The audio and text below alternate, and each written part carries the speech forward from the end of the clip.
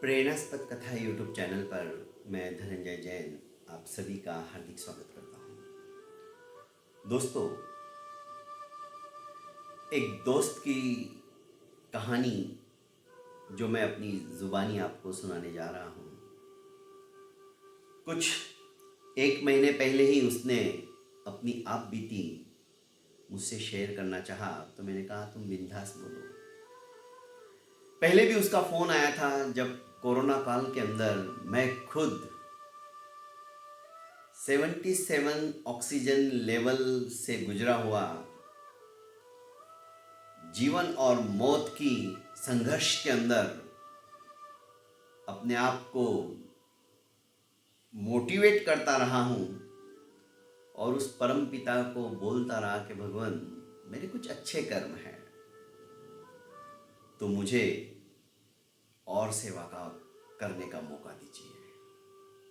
शायद हमारे अच्छे कर्म ही हमें इस जन्म में तो साथ देते ही देते हैं, अगले जन्म में भी हमारे साथ चलते हैं। हम दोस्त एक दूसरे के विचारों से काफ़ी प्रभावित रहते हैं। काफ़ी दोस्त मेरे ऐसे ही हैं जो आधी रात को भी कुछ हुआ तो फ़ोन करके ज़रूर मुझे बताते हैं। विवेक देशपांडे नाम उनका। उन्होंने कहा कि धनंजय भाई,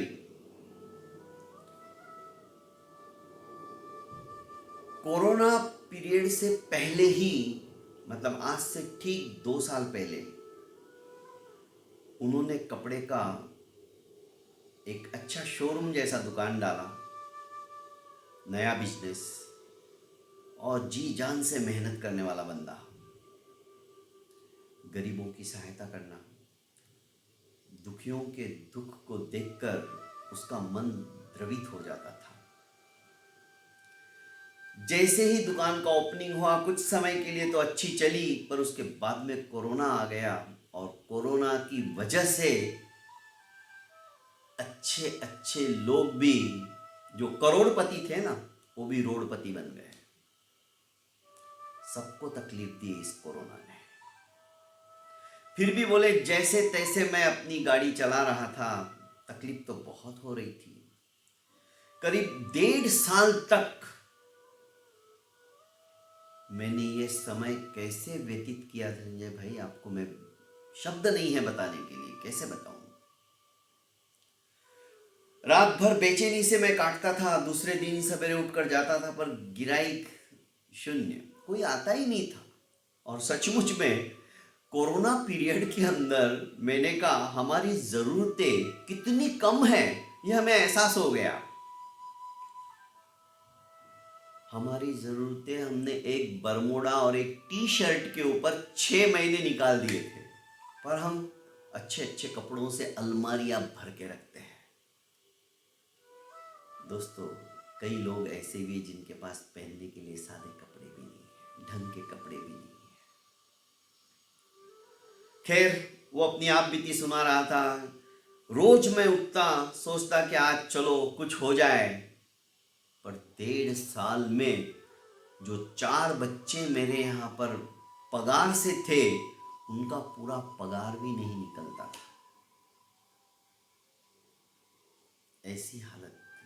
जेब से पैसा डालना पड़ता था, दुकान का रेंट अलग भरना पड़ता था, और बच्चों की पगार, 2 लड़कियां थी और 2 लड़के थे।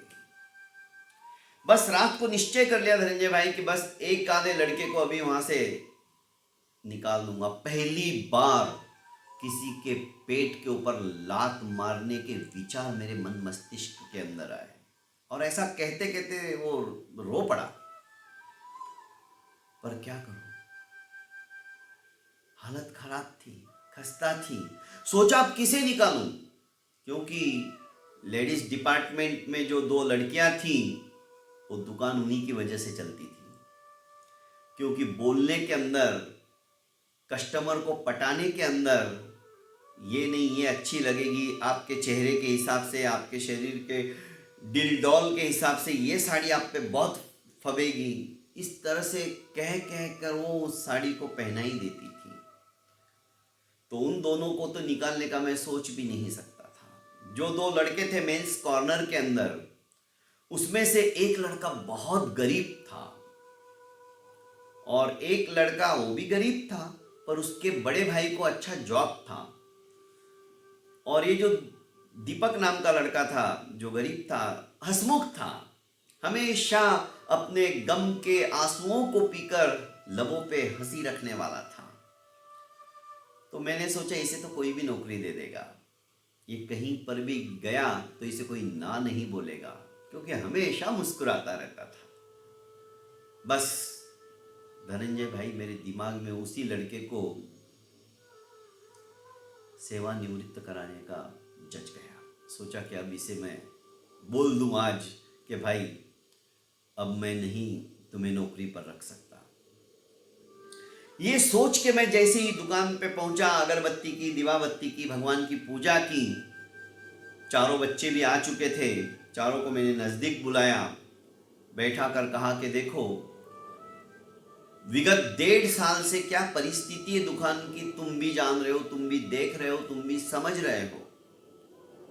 गिराई की धीरे धीरे धीरे धीरे समाप्त सी हो चुके, तुम्हारी पगार भी बड़ी मुश्किल से निकल पाती है, तुमने खुद ने देखा है। अब नौकरी पर तुम लोगों को रखना मेरे बस की बात नहीं रही है। कंठ अवरुद्ध सा हो रहा था बोले मेरा उनको बात करते करते भी। तुम में से किसी एक को मैं नौकरी से हटाना चाहता हूं, मुझे माफ करना, मेरी इच्छा बिल्कुल नहीं है, पर वस्तुस्थिति यही है। सबके चेहरे यह सुनते ही उदास हो गए।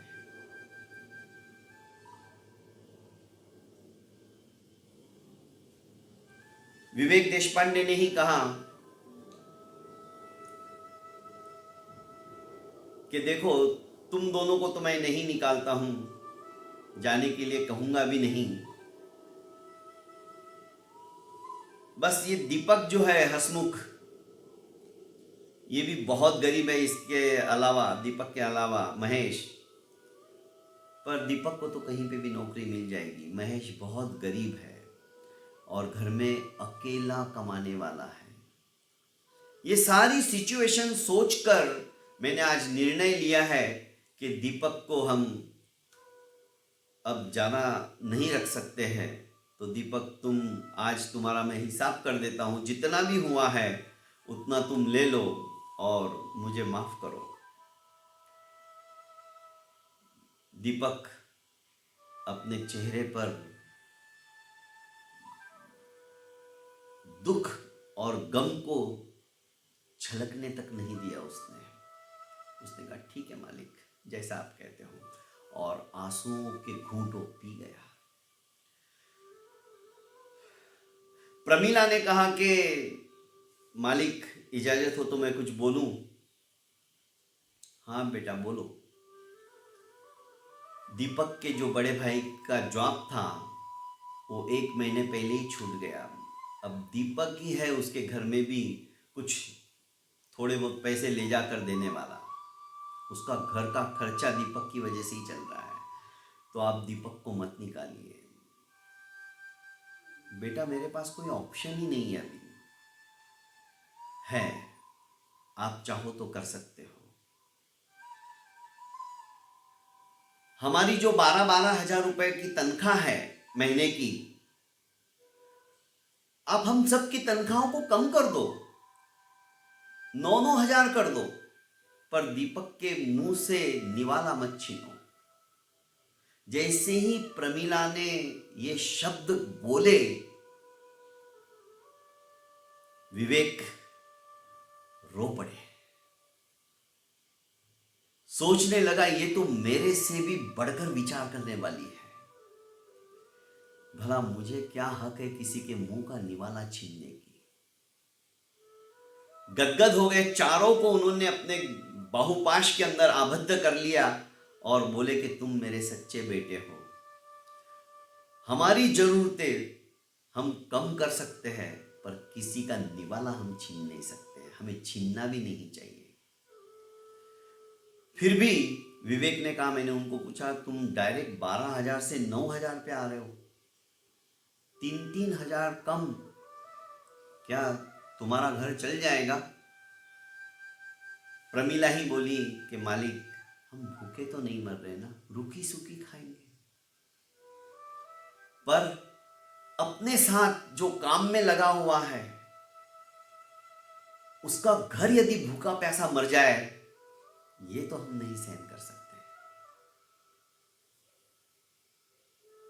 विवेक गदगद हो गए, सोचने लगे, ऐसे ईमानदार, ऐसे सुज्ञ, ऐसे होनहार बच्चे यदि मेरी इस छोटी सी दुकान में हैं, तो मेरी दुकान के बहुत जल्द अच्छे दिन आने वाले हैं।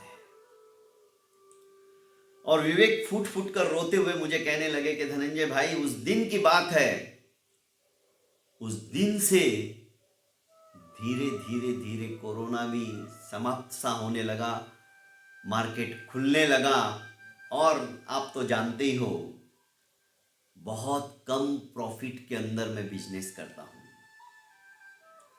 50-100 रुपया भी कपड़े के ऊपर मुझे मिल जाए तो मैं छोड़ देता हूं।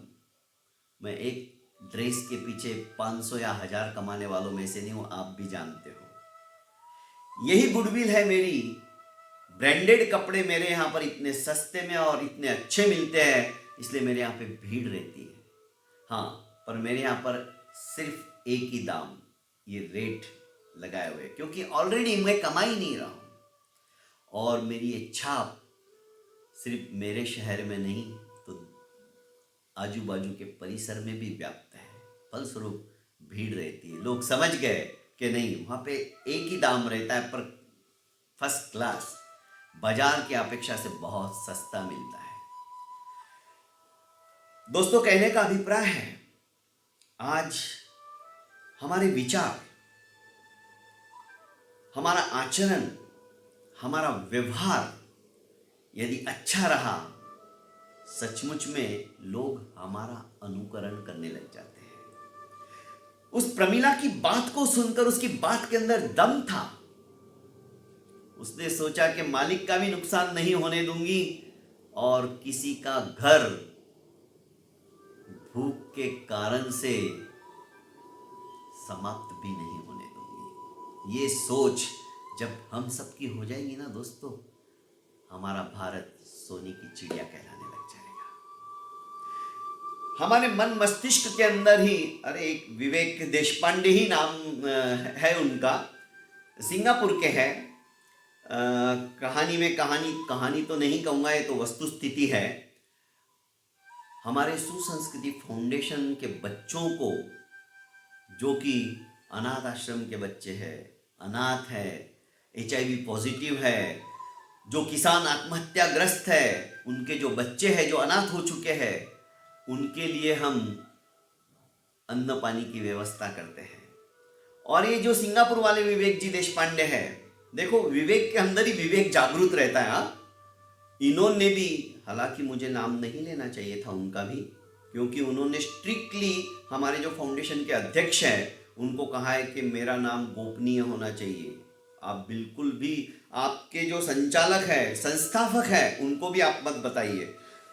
पर जैसे ही अकाउंट के अंदर 21,000 आए, पिछली बार भी 21 आए थे, इस बार भी 21,000 आए, समझ में नहीं आया सिंगापुर में कौन है ये।